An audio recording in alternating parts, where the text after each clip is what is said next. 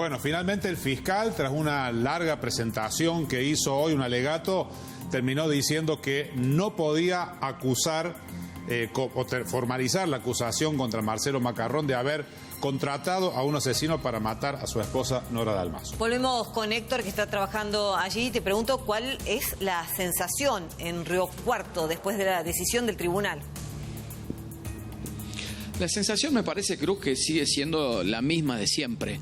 Desde el primer día, desde que lo acusaron al pintor Zárate, el famoso Perejil, la sociedad de Río Cuarto, y nos hacían saber cuando transitábamos las calles de la ciudad hoy en el móvil de Telefe Noticias, decía, nunca se va a saber quién mató a Nora Dalmazo. Bueno, aparentemente hoy esa historia se cierra. Casi 16 años después, esto parece ser un indicador ya ineludible, a pesar de que hay alguna esperanza de que haya un nuevo fiscal de instrucción que comience una nueva investigación para ver quién mató a Nora Dalmazo, aunque si lo descubren, por la prescripción de la causa y el paso del tiempo, no va a ir preso este criminal. Hoy, el único imputado que podía llegar a quedar detenido y acusado de ser quien mandó a matar a Nora Dalmazo era Marcelo Macarrón, pero el propio fiscal de Cámara dijo que a lo largo de todas las audiencias no se podía determinar con pruebas que esto haya ocurrido. Y empezó a hablar de distintos puntos de la investigación y hasta casi dio a entender de que la relación sexual que en algún momento se dijo que había sido una violación fue una relación sexual consentida y que la muerte fue con el nudo, doble nudo de la bata, y que ahí deberían haber buscado algún rastro genético. Dio algunos nombres el fiscal de Cámara, para sorpresa de los que estaban allí presentes. Habló de que quien hizo ese nudo no era un sicario, porque cuando a una persona la mata un sicario lo que menos se preocupa es en tapar el cuerpo. Y a Nora Dalmazo, después de haberla asesinado, taparon el cuerpo con una colcha verde. Esto es un indicativo de que la persona que la mató la conocía y que la relación sexual había sido consentida. Por lo tanto, dejaba entrever que lo que acusaban a Macarrón, que era que había pagado a alguien para que mate a su esposa, se caía por falta de pruebas. También se dijo que no había semen, algo de lo que se habló y mucho durante todos estos años, que ese rastro genético no había sido probado ni siquiera por el FBI. Recordemos también, en esta causa investigó el FBI. Bueno, fue un alegato muy largo, pero que al final todo hacía prever lo que sucedió. Terminó pidiendo la absolución por falta de pruebas. El propio fiscal dijo, no puedo condenar a una persona o pedir la condena a una persona que no tiene las pruebas suficientes de los indicios necesarios para que sea llevado al tribunal. Y por lo tanto dijo, impunidad es que un crimen quede sin justicia, pero también impunidad es meter preso a alguien que es inocente. Después de eso no quedaba mucho más, porque el tribunal, sobre todo el popular, tenía que decidir si era o no culpable, pero en los dos pedidos de absolución, tanto la de defensa como la del fiscal, era no y no. Entonces se precipitaron los tiempos, se fueron a deliberar, y cuando el tribunal regresó cerca de las 6 de la tarde, dijeron que Marcelo Macarrón era inocente de lo que se lo acusaba cuando llegó aquí el juicio en marzo de este año, de ser quien pagó para que maten a su mujer.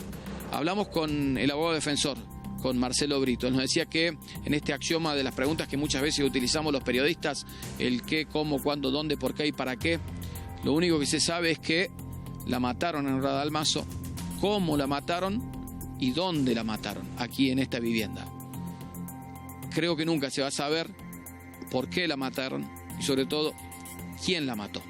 Bueno, hablamos con Marcelo Brito y esto nos decía. En la sociedad queda la sensación de que acá hubo impunidad desde el punto de vista político, económico. Desde el primer momento la gente decía esto no se va a aclarar nunca, y parece que terminan teniendo razón. Dos cosas quiero significar sobre el punto. Primero, se habla de la impunidad de Macarrón, no. Es la impunidad del crimen, la impunidad del hecho. De eso le pregunto. De esto estamos absolutamente convencidos, pero este resultado era casi un resultado cantado, teniendo en cuenta que el inicio de la investigación realmente se apartó de reglas mínimas, como son, por ejemplo, el respeto al lugar o a la escena del crimen o del hecho, y la otra cosa no menos importante, la intervención en el lugar de personal idóneo, técnico, etc. Doctor, si no mal recuerdo, porque venimos siguiendo el caso desde el primer día, usted asume la defensa de Facundo Macarrón cuando lo imputan. Antes de eso, habían imputado al Perejil, a Zárate, también Mañasco se había presentado voluntariamente. ¿Se hicieron todas las cosas mal por negligencia, como dice usted recién, o a propósito? No, yo personalmente digo que hay que distinguir actos de negligencia, actos de ineptitud, diferenciando de mala fe o de dolo en el momento inicial. Yo creo que eso se sumaron aquellos dos primeros factores. Algunos no fueron diligentes en la actividad que debían cumplir. Otros, como por ejemplo el policía que llegó a la escena del crimen en primer término, claramente era un ignorante absoluto. ¿Doctor cree que algún día se va a saber quién mató a Nora Dalmazo? Bueno, el fiscal de Cámara ha pedido que se le remitan todas las actuaciones para poder continuar eventualmente con la investigación. Y el veredicto en uno de esos puntos así lo dispuso. Restará ver cuáles son los pasos a seguir una vez que sean remitidas las actuaciones y las medidas tendientes a ese fin. Usted muchas veces nos ha dicho, tiempo que pasa, verdad que huye. La verdad no se va a encontrar nunca, ya se fue muy lejos. Esta es una enseñanza importante del local, como también no se observaron inicialmente en la investigación por la ignorancia del funcionario aquella famosa regla de oro de un gran maestro en la investigación. Era siempre preguntarse quién, qué, quién, cómo, cuándo, dónde, por qué, etc. Sabemos el cómo la mataron, cuándo la mataron, y nos vamos a quedar con la duda de quién, por qué y para qué. Efectivamente. Usted señala correctamente de todas esas reglas de oro, cuáles aquellas que no tuvieron respuesta por la autoridad competente, y este es el resultado. Yo no creo en el crimen perfecto. Yo creo, mirando la otra moneda, creo en la investigación imperfecta. Bueno, un par de cosas, Héctor. Marcelo Macarrón volvió a la audiencia porque estuvo ausente durante muchas jornadas después de tener un inconveniente cardíaco, bueno, y así su médico personal se lo aconsejaba. Y por otro lado, si sabés si existe alguna intención por parte de la familia de alguna manera responsabilizar a la provincia por todo lo que han tenido que pasar, ¿no?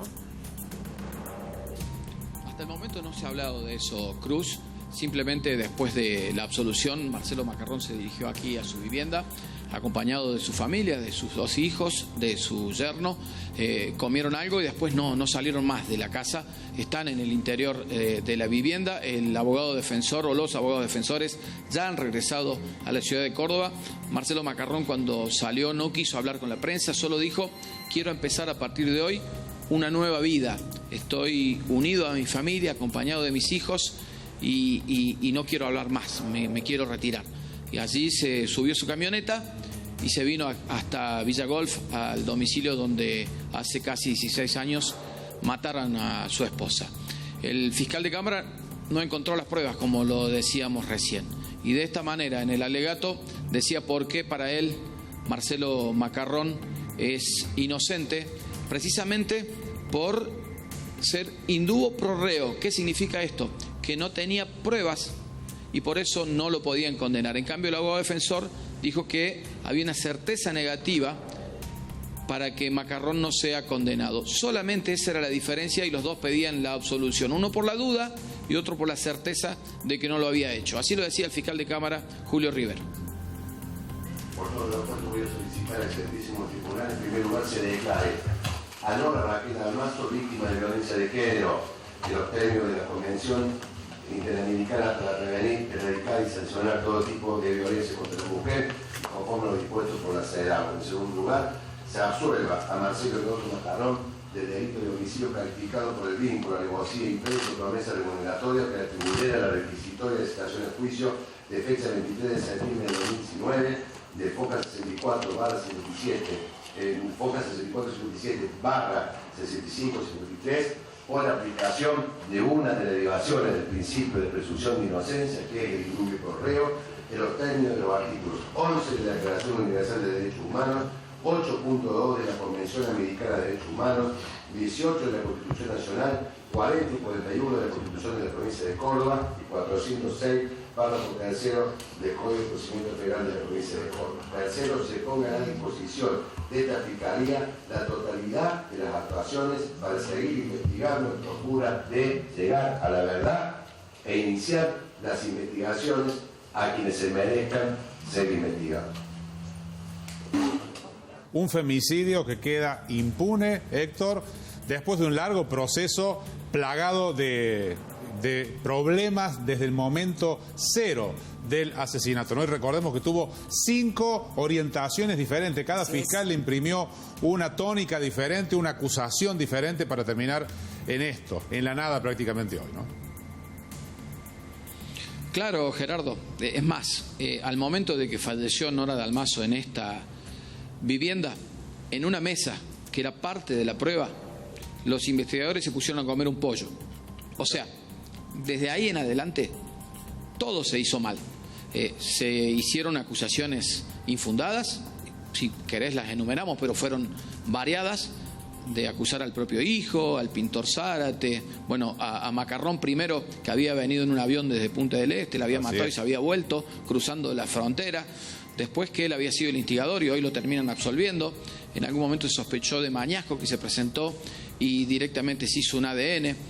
Hay pistas que no se investigaron. La familia sospecha fundadamente sobre el francés Roer. Es más, el fiscal en su alegato también habló de que esa es la persona que deberían investigar. Lo mismo a Lacase y a otra mujer que trabaja junto a el que era vocero y abogado de el viudo Marcelo Macarrón.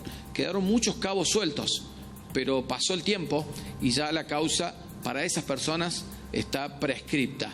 Por lo tanto, el camino de la impunidad ya me parece que ha quedado absolutamente librado y nunca vamos a saber quién mató a Nora Dalmaso. En ese contexto está la familia de Nora Dalmaso, claro, que fue querellante de la causa hasta diciembre pasado. La mamá de Nora está con un estado de salud muy complicado. Decidieron abandonar la querella y tratar de unir la familia. Hablamos con el hermano de Nora Dalmaso, con Juan Dalmaso, y esto nos decía. Todo bien, ¿viste? Bueno, el proceso ya venía haciendo agua y por lo tanto esto de pedir la absolución por parte de la Fiscalía era una de las posibilidades que yo contemplaba, por supuesto. ¿Eso les trae tranquilidad, teniendo en cuenta que al asesino de su hermana parece que no se lo va a encontrar nunca, ¿no? O sea, a nosotros lo que nos trae tranquilidad es que se le garantice el proceso a cualquiera que esté, digamos, acusado de un crimen y se lo acuse quizás sin prueba. Cuando nosotros éramos querellantes en la causa, hasta hace un tiempo, hasta diciembre fuimos querellantes, vimos que la acusación o lo que había armado el fiscal de instrucción, cotejado con las pruebas que había, la verdad, hacía agua por todos lados. En diciembre decidimos dar de baja la querella porque no queríamos subir a mi madre en un bote que estaba por hundirse. ¿Cree que el asesino de su hermana estuvo acá en tribunales, que en algún momento declaró? Creo que sí. El fiscal dio a entender que podía ser Roer. Dio nombres. Dio nombre, lo nombró concretamente. ¿Usted cree lo mismo? Roer no lo ha nombrado, pero sí nombró a Lacase y sí nombró a Silvia Magallanes. Y dio indicios de que mi hermana conocía al atacante, que el atacante era una persona fuerte. Yo creo que es también momento de empezar a cerrar heridas. Han pasado casi 16 años. La relación con mis sobrinos es excelente. Yo soy padrino de Facundo.